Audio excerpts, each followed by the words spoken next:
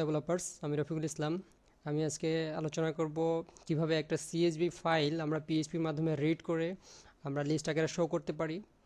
তো দেখেন এই জায়গায় এটা হচ্ছে একটা সিএসভি ফাইল আমি ওপেন করে রাখছি। তো এইটা হচ্ছে আইডি ফিল্ড, এটা হচ্ছে ক্লাস নেম ফিল্ড এবং এটা হচ্ছে ক্লাস থাম্ব ফিল্ড। তো এখানে অসংখ্য ডাটা আছে।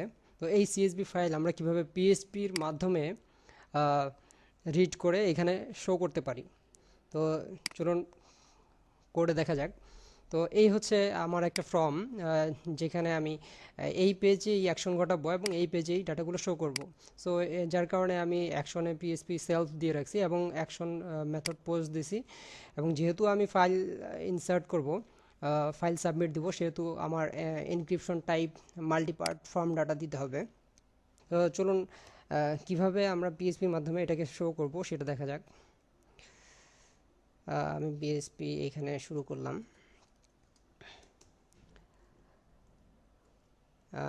কন্ডিশন দেই যদি রিকোয়েস্টেড মেথড আমার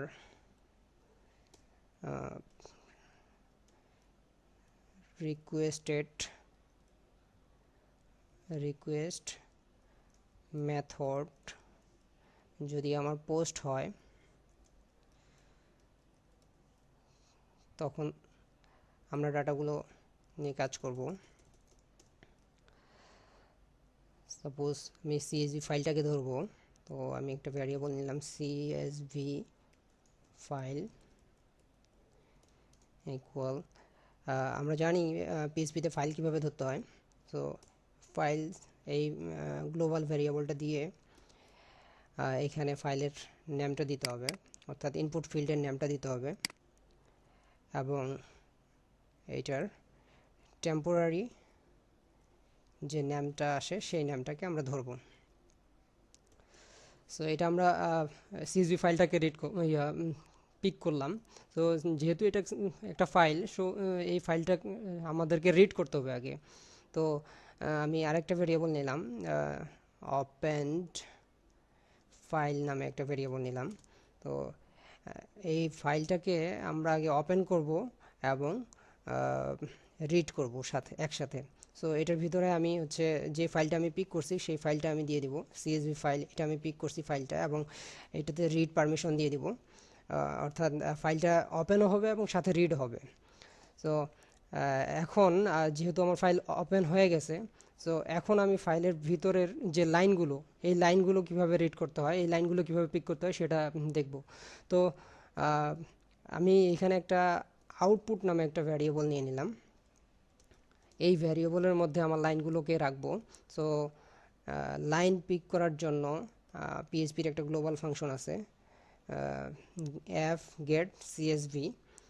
তো এইটার ভিতরে দেখেন চারটা প্যারামিটার অ্যাকসেপ্ট করে। তো আমি এখানে প্রথমে যেটা আমি ফাইল ওপেন করছি, ওপেন যে ফাইলটা আছে আমার সিএসভি, এই ফাইলটা এখানে দিয়ে দিব এবং প্রতিটা লাইনের যে কতগুলো লেন্থ, মানে কতগুলো ক্যারেক্টার আমি রিড করব অ্যাট এ টাইম, সেটা দিয়ে দিব, অর্থাৎ ক্যারেক্টার লেন্থ, প্রতিটা লাইনের ক্যারেক্টার লেন্থ। তো সাপোজ আমি 1000 দিয়ে দিলাম। এখানে আপনি যদি আপনার সিএসভি ফাইলে কোনো কমা থাকে, সেক্ষেত্রে আপনি কমা দিতে পারেন, আর যদি কমা না থাকে তাহলে এই কমা না দিলেও চলবে। এই যে ফাইলটা, সে যদি লাইনগুলো রিড করতে পারে, অর্থাৎ লাইনগুলো যদি রিডে তার ফলস না আসে, তখনই এই কন্ডিশনে সে যাবে। এখন আমি হচ্ছে এই জায়গায় ইকো দিব, অর্থাৎ আমার আউটপুটগুলো কীভাবে দেখবো আর কি। Suppose ID field dot output এর মধ্যে আমার লাইনগুলো আছে। সো 0 ইন্ডেক্সে আমার আইডি ফিল্ড আছে এবং ক্লাস নেম নামে আমার একটা ফিল্ড আছে। সো এই ফিল্ডে আমি ক্লাস নেম শো করব।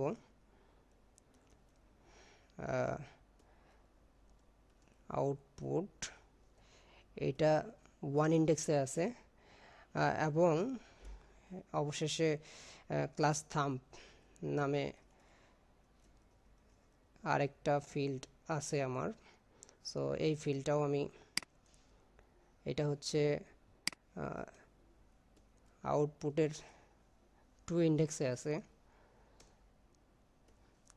টু ইন্ডেক্স, এবং প্রতিটা লাইনের পর আমি একটা করে ব্রেক নেব, ব্রেক দিয়ে দিলাম। এবং যেহেতু একটা হোয়াইল লুপটাকে রান করার জন্য একটা আই ভ্যারিয়েবল নিলাম, যেটা আমি একটা লাইন পর পর প্লাস প্লাস করব। সো এ হচ্ছে আমার কোড। তো চলুন দেখি, আমরা সিএসভি ফাইলটাকে চুজ করি। এখানে